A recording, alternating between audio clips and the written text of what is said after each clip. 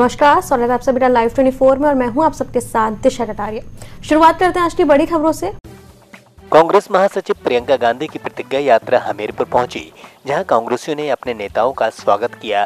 तो इस दौरान कांग्रेस के पूर्व केंद्रीय मंत्री प्रदीप जैन के साथ पूर्व कैबिनेट मंत्री नसीमुद्दीन सिद्दीकी और पूर्व सांसद राकेश सचान मौजूद रहे। यात्रा उन्नाव, फतेहपुर, चित्रकूट, बांदा होते हुए हमीरपुर पहुंची। तो आगामी विधानसभा चुनाव के चलते राजनीतिक जमीन को मजबूती प्रदान करते हुए ये यात्रा अब बुंदेलखंड में पहुंची है। प्रियंका गांधी की प्रतिज्ञा यात्रा हमीरपुर पहुंची तो इस दौरान यात्रा पर तंज कसते हुए केंद्रीय मंत्री साध्वी निरंजन ज्योति ने कहा कि प्रियंका गांधी काहे की यात्रा की है, पहले ये पता कर बताएं उनके कांग्रेस शासित प्रदेशों में क्या हो रहा है। वहाँ किसान परेशान है, किसानों पर लाठियां चल रही हैं, उनकी दशा को प्रियंका गांधी को देखना चाहिए। अगर प्रियंका गांधी वहाँ पहुंचकर प्रतिज्ञा करेंगी तो वो ज्यादा अच्छा कर पाएंगी। आने का क्योंकि हमारे नगर के मंडल अध्यक्ष हैं, जिले के शायद उपाध्यक्ष हैं लक्ष्मी रतन साहू जी, उनके बड़े भाई हम लोगों के बीच में नहीं है। भारतीय जनता पार्टी बहुत समर्पित कार्यकर्ता राधा चौरसिया जी, दुर्घटना में उनके बेटे खत्म हो गए और क्योंकि आज माननीय अमित भाई शाह जी ने सदस्यता अभियान शुरुआत की है तो मैं वोटर यहाँ की हूँ। तो आज मुझे था कि अपने बूथ में जा कर के, जहाँ से मैं वोटर हूँ वहाँ से शुरुआत करूँ, फिर फतेहपुर में जा कर के जो मुझे बूथ मिलेंगे वहाँ जा कर के करवाऊँगी। इसलिए मैं आज यहाँ आई हूँ। प्रियंका गांधी प्रतिज्ञा यात्रा निकालें, इस पर क्या 2022 में चुनाव कोई फर्क पड़ेगा? कोई फर्क नहीं पड़ने वाला है। प्रतिज्ञा किस चीज़ की है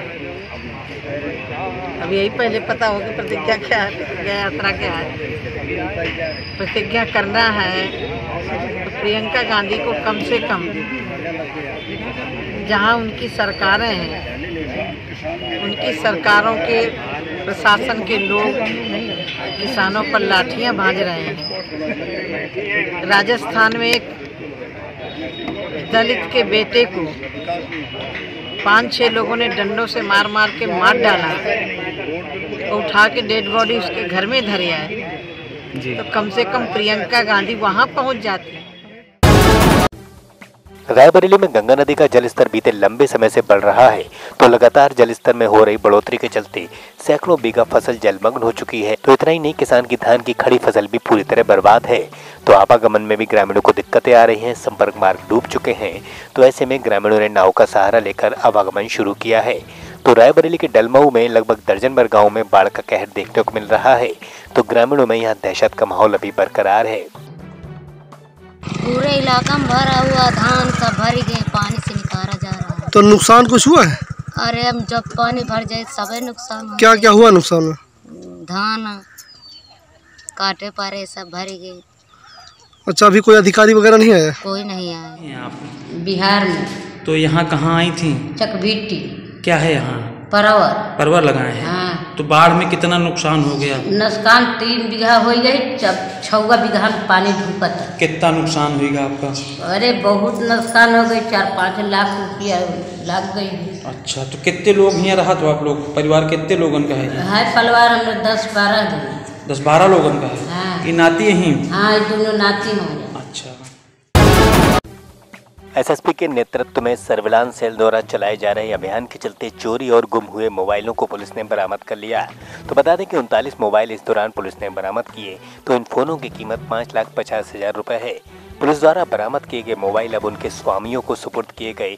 तो इस दौरान मोबाइल पाकर लोगों को खासा प्रसन्नता हाथ लगी। जनपद बदायूं में विभिन्न समय से गुमशुदा मोबाइल जिनकी सर्च हो रही थी, हमारी सर्विलांस की टीम ने 40 मोबाइल जिनकी कीमत 5 से 6 लाख के बीच में थी रिकवर किए हैं। आज उसके जो ओनर्स थे उनको बुलाकर प्रदत्त किया गया और पुलिस और पब्लिक रिलेशंस को मजबूत करने में ये समाधान करेगा और इससे सहायता मिलेगी। लोगों को बड़ी खुशी थी कि उनको पुलिस ने बुला करके उनके मोबाइल प्रदत्त कराए। हमारी ये सर्च और ये प्रयास लगातार जारी रहेगा। लखनऊ के चौक कोतवाली के अंतर्गत 3 लुटेरों ने घर में घुसकर लाखों की जेवरात सहित नकदी पर हाथ साफ किया। तो पुलिस ने मामला दर्ज कर पड़ताल शुरू की है। तो बता दें कि प्रॉपर्टी खरीदने के बहाने लुटेरे घर में दाखिल हुए थे, तो मकान स्वामी को बंधक बनाकर डकैती को अंजाम दिया गया था। अब पुलिस ने लूट की वारदात को सीसीटीवी के जरिए घटना का खुलासा करने का दावा किया है। तो वहीं पुलिस इसके लिए दबिशें भी दे रही है। अब वही तो ये घटना डकैती की नहीं है, क्योंकि उसकी परिभाषा विशिष्ट है। श्री विवेक चावला जी जो इस मकान में रहते हैं अपनी मौसी जी के साथ, उनके घर में आज शाम को 3 व्यक्ति प्रवेश किए और वे इनसे पहले से इनके बारे में बहुत कुछ जानते थे और उन्होंने विवेक जी से और इनकी जो मौसी हैं उनसे कुछ गहने और जो कैश रखे थे उसके बारे में बाबत जानकारी मांगी और वो यहाँ से ले गए हैं। जहाँ तक इस संबंध में अग्रिम कार्रवाई का प्रश्न है, इस संबंध में नामजद मुकदमा पंजीकृत किया गया है। हमारे द्वारा डॉग स्क्वाड, फिंगरप्रिंट इत्यादि की टीमें तथा इलेक्ट्रॉनिक जो हमारी जो निगरानी होती है उसकी टीमें यहाँ व्यवस्थापित की गई हैं। कई टीमें बनाई गई हैं। ऐसा प्रतीत होता है कि जिस व्यक्ति ने इस घटना को कारित किया है या करवाया है वह इनके बारे में बहुत कुछ जानता था। मैं अपने घर में, अपने नाना के घर में, स्वर्गीय डॉक्टर तेज किशोरवाल का नाती हूँ। अपने नाना के घर में रहता हूँ अपनी बुढ़ी मौसी के साथ, जो कि अपाहिज है। 3:45 और 4 बजे के आसपास 2 लड़के आए। उन्होंने आवाज़ दी और पूछा कि आपकी जो हजरतगंज में प्रॉपर्टी है मैं उसको ख़रीदना चाहता हूँ। तो मैंने कहा वो बड़ी विवादित प्रॉपर्टी है, उसका आसानी से काम नहीं बनेगा। बोले आप नीचे आके बताइए। मैं जैसे ही नीचे गया तो तीसरा भी आ गया। तीनों ने मिलकर मेरे ऊपर अटैक किया, मुझे बांध बूंद दिया। मारने पे उतारू थे।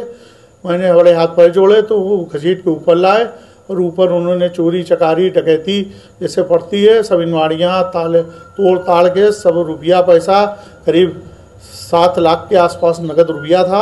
अभी तो मैं 2.5 लाख स्टेट बैंक से निकाल के लाया था, उसकी रसीद भी मेरे पास है।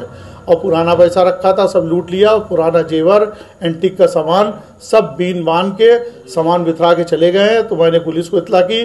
पुलिस अपनी कार्रवाई करने आई है, उसने सब देखा है और देख के अपनी कार्रवाई उचित करेगी। मेरे साथ इस बुलेटिन में इतना ही। देश दुनिया तमाम बड़ी खबरों के लिए देखते रहे Live 24।